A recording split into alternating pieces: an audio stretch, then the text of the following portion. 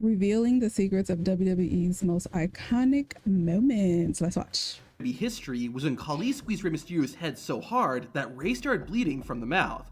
Obviously, that wasn't real blood, so how did WWE do it? Well, the first part of the trick is Rey Mysterio's gear. Despite being known for wearing extremely bright colors, Mysterio decided to wear a mostly black attire on this night. Then, after Khali gives Rey the big boot, the cameras go to a tight shot of the Indian Giant. During this time, a WWE crew member is discreetly handing Mysterio a small capsule. Rey puts this in his right hand, and because he's wearing black gloves, the capsule is practically invisible. Finally, just before Khali grabs the sides of Rey's head, Mysterio subtly puts the capsule in his mouth. What's inside this capsule is a mixture of corn syrup, flour, and red food coloring. Once the moment is right, Rey Mysterio bites on the capsule, causing the red liquid to pour out of his mouth, making it look like the great Khali is so strong he's making Rey bleed from the inside. This is not the only trick WWE used to make Khali look strong. During a backstage interview, the great Khali crushed a cantaloupe and watermelon to demonstrate its strength. While Khali is strong, WWE used some tricks to help him out. The watermelon was cut on the back, which is why juice started pouring out the moment Khali applied pressure. That's also why the watermelon split from the back, since that's where it was weaker. WWE would use a similar trick years later when Braun Strowman crushed an apple with one hand. You can faintly see a cut on the apple, which made it easier for Strowman to smash. On SmackDown in 2009, Edge was hosting his show, The Cutting Edge. The Radar superstar was supposed to have Jeff Hardy as a guest, but things didn't go according to plan when Hardy was blasted by his own pyro. While it looked very convincing, it was a stage stunt and part of the show. First, the sparks that hit Jeff Hardy weren't that hot. A special kind of grain was used that didn't burn when touched. For the other pyrotechnics, they were carefully placed so that Hardy was close enough that it looked like it hit him, but far enough away that it didn't do any harm. Jeff Hardy also poured water on his head and body before coming out to keep his hair and clothes from burning. Goldberg used the same type of pyro for his entrance, which is why he could stand inside it without getting fried. On the topic of Edge, both he and Christian created one of the most iconic tag team moves, the Concerto. Come on, don't do this! Concerto! The move looked absolutely brutal, so it begs the question, what's the secret? The chairs, just like all chairs in WWE, are real, making the Concerto extremely dangerous. The trick is to have the tops of the chairs hit each other behind the opponent's head. When done correctly, the chairs make a V shape. This provides a gap between the chairs, which keeps the wrestler taking the move safe, while the ends of the chairs hitting together make a loud crashing sound. Damn it! Oh, no, In addition to the sound, the other secret is the camera angle. When shot from the right angle, the Concerto looks devastating, but from the wrong side, it's clear the opponent didn't get touched at all. Oh, wow. But what makes the Concerto so dangerous is that both wrestlers have to swing at the exact same time. If one of them is off by just a fraction of a second, it can cause a lot of pain for the wrestler taking the move. This is actually why the two-man Concerto has been banned from WWE. The risk of a concussion or another injury is too high, so instead, wrestlers do a one-man Concerto. It's the same idea, but instead, the person taking the move lays flat on their stomach. Just like with the two-man Concerto, the wrestler performing the one-man move isn't aiming for the opponent's head, but just a few inches away from it. This creates just enough of a gap to keep the wrestler safe, but still look vicious. Wow. Wrestlers must still have a clear target to execute it safely though. When Randy Orton was giving Edge a Concerto, you can see the Viper move Edge's hair out of the way to give himself a perfect line of sight. While this version of the move is safer, it's not entirely risk-free. At No Mercy in 2001, Edge gave Christian a Concerto on top of a ladder. Due to the limited space and awkward position, Edge accidentally connected with Christian's head and gave Captain Charisma a concussion. Now, what's more vicious than a chair shot to the head? How about a sledgehammer?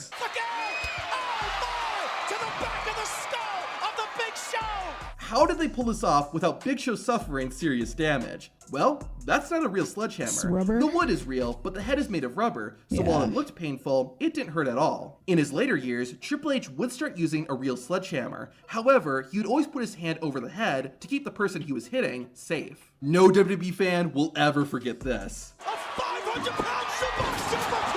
Oh my God! What the hell? Spoiler, this is all planned. So how did WWE pull it off? Years after the stunt, Big Show came clean and revealed how it was done. WWE had airbags under the ring that were inflated once Lesnar and Big Show got on the turnbuckle. You can even see a piece of the equipment used to inflate the bags on the floor earlier in the match. These airbags were only on one side of the ring and were inflated just enough to raise that part off the ground. You can notice the ring post shaking after Big Show and Brock Lesnar push off the top rope. The impact from the superplex caused the ring post to flip. Then, the production team had the airbags deflate, causing the ring to fall to the floor. That's why there's a slight delay from when the ring post flipped to the ring actually falling down. Once Brock and Show got on the turnbuckle, the airbags underneath the ring were actually holding it up, not the ring posts. John Cena and Batista's 2010 rivalry saw them face off in an I Quit match. One of the most extreme moments was when Batista placed Cena near the entrance stage and backed into him with a car. How did Cena stay safe? Well, there's a solid black box conveniently next to the car. Once the camera crew switched to an angle where you couldn't see behind the vehicle, Cena crawled over there. It would have worked pretty well too, had fans not been able to see Cena poke out from behind the black box. One of the scariest WWE moments was when Jake Roberts started terrorizing Macho Man Randy Savage and his wife, Miss Elizabeth. It began during Savage and Elizabeth's wedding reception when Roberts gifted the newlyweds a live cobra. To keep everyone safe, WWE didn't use a real snake. At least when people were around. When you see the shot with the cobra and people in it, the snake is actually a rubber toy. To make it convincing, WWE filled some tight shots with a real cobra, then added them in later. That worked fine since there was no live audience. But what about when Roberts attacked Randy Savage with a live cobra in the ring? Yeah. The king cobra is one of the most venomous snakes in the entire world, and a bite from it can kill someone in 30 minutes. Of course, Savage did not die, so how did they do it? Well, that was a real king cobra, and it did really bite the Macho Man. However, the cobra's venom glands had been removed prior to the stunt. The snake still had its fangs though, which is why Macho Man's arm started bleeding during the bite. Despite all this, Macho Man was rushed to the hospital 5 days later with a fever. In an ironic turn of events, the cobra died 12 days after biting Savage. The snake may have been devenomized, but Macho Man wasn't. A signature part of Kevin Owens' matches is when an opponent grabs KO by the head and throws him into the steel steps. Oh,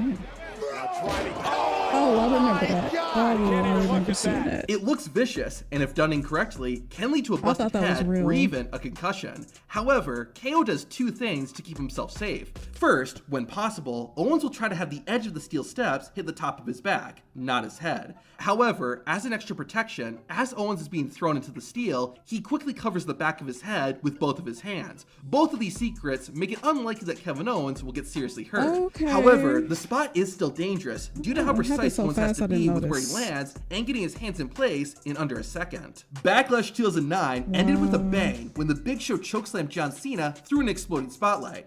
Okay, what's the secret here? First, the glass that Cena hit wasn't actually glass. It was actually made out of sugar glass, which is created by heating water and sugar. It looks like real glass, but breaks much more easily and doesn't cut like the real stuff. The sugar is also the reason the glass stuck to John Cena's body after going through it. As for the spotlight, the inside was fitted with padding and foam to cushion the landing. You can see the difference in these two images. And for the explosion, pyrotechnic charges were set on the side and back of the spotlight. This allowed for a big blast, while John Cena was shielded by being inside the spotlight. To win an Inferno match, you have to set your opponent on fire. This is an extremely dangerous stunt because the fire is real. And yet, no one has been seriously injured. So how is it done? Kane spilled the beans in his 2019 autobiography. During the first Inferno match in 1998, The Undertaker fought Kane. The first trick is that both men were coated in flame-retardant chemicals before going to the ring, but there was much more to it. As the match went on, Kane and Taker ended up outside of the squared circle, where Kane was knocked down. The dead man then walked up the entrance stage and started fighting Kane's manager, Paul Bearer. While this is going on, Kane crawled under the ring, where a few WWE production members were hiding. The Big Red Machine was wearing a special costume where the right sleeve could be taken off. After that was removed, Kane replaced it with a sleeve made out of flame-retardant material. The crew members then applied cooling gel with an accelerant on his right arm. You can see the outline once the Undertaker returns to the ring. After that, the Big Red Machine was pushed into the flames and his sleeve was on fire. Kane quickly walked backstage, and once the cameras were off him, the fire was put out. WWE used the same trick 8 years later when Kane fought MVP in an Inferno match. Once the two were out of the ring, MVP crawled under the ring skirt. During that time, a production member quickly applied cooling gel to MVP's back. This is why Kane randomly stalled for a moment before pulling his opponent back out. Then, almost immediately after, MVP is pushed towards the fire and is set ablaze. In 2008, WWE wanted more people to watch Monday Night Raw, so they went the Mr. Beast route route and gave money away. It was called $1 Million Mania, and while you probably don't remember who won the money, you definitely remember how the contest ended. Vince McMahon was on stage when suddenly the whole structure fell apart, injuring the chairman of WWE. Despite how real WWE tried to make it feel, it was all part of the show. But how exactly did they pull it off? To begin, a crew member was hiding under the stage with a secret latch. When the moment was right, the latch was pulled and the platform McMahon was standing on collapsed. Likewise, special levers in the giant LED sign were released when it was time for the board to come crashing down on Vince. All McMahon had to do was make sure he ducked before impact, and after that, it was all showbiz. You're gonna be easy. I didn't go by just lie down. In the lead up to his WrestleMania So, 21 do I still match get with my sumo money? wrestler Akebono, Big Show demonstrated strength by flipping over a Jeep. I It want was my money. impressive, but there was a trick to pull off this stunt. SmackDown did not air live, so when Big Show went to push the Jeep, a production member came out with a car jack to lift the vehicle. This raised the Jeep to a level where Big Show could more easily push it over. You can see when the camera cuts away from Big Show that the vehicle is noticeably a few inches higher than in the last shot. One of the classic WWE moments is when a wrestler goes through the barricade. Now, what are the tricks?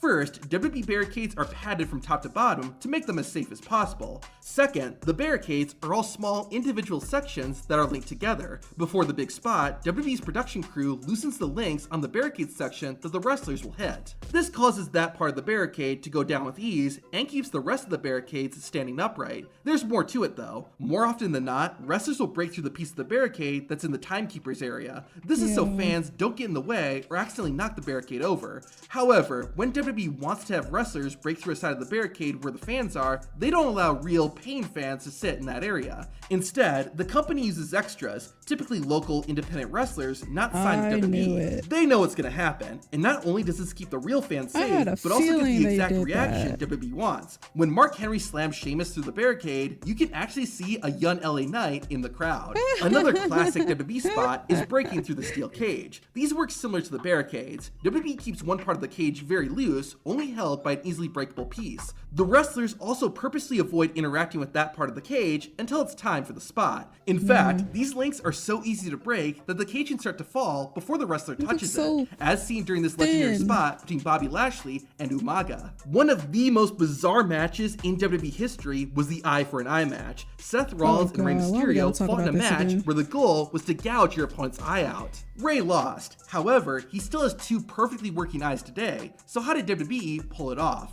When Rollins was pushing Mysterio's eye into the steel steps, Rey had his thumb placed between the steel and his right eye. This allowed Rollins to really drive the masked luchador into the steel steps with no fear of actually injuring Rey. The camera angle helps sell the danger, since you can't see Rey Mysterio's thumb protecting him. Yep. Finally, to complete the illusion, Rey yeah. Mysterio placed a fake eye on top of his real eye to make it look like the organ had popped out. A wrestler going through the ring is always an awesome spot, but how is it done? Former WWE wrestler Dean Ambrose, aka Jon Moxley, revealed in his autobiography that there's always someone under the ring at every televised WWE show. This person tightens cables, makes sure weapons are in the right spot, pushes Sin Cara's trampoline out for his entrance, and more. Before a wrestler is going to be slammed through the ring, this crew member will remove the wooden boards and support where the wrestler is going to land. The foam padding is kept in place so the ring retains its shape. Like with the steel cage, wrestlers are careful to avoid the loose section of the ring until it's time for the spot. Strowman's not finished yet. God, the running power slam!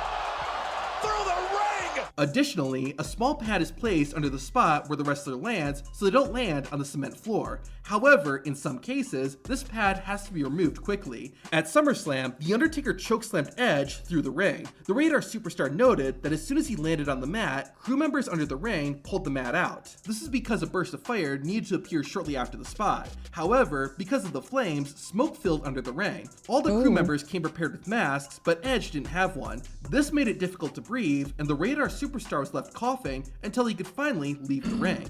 One of the biggest OMG moments was seeing 77-year-old Mae Young powerbombed through a table. It was a high-risk stunt, but some safety precautions were taken. First, the tables were on top of an inflated crash mat, which cushioned the landing. Bubba Ray also took the brunt of the impact to keep Mae safe. Immediately after landing, Mae Young also squeezed Bubba's hand to signal that she was okay. WWE wrestlers actually use a number of hand signals to communicate. crazy. To find out what they are and what they mean, watch this video.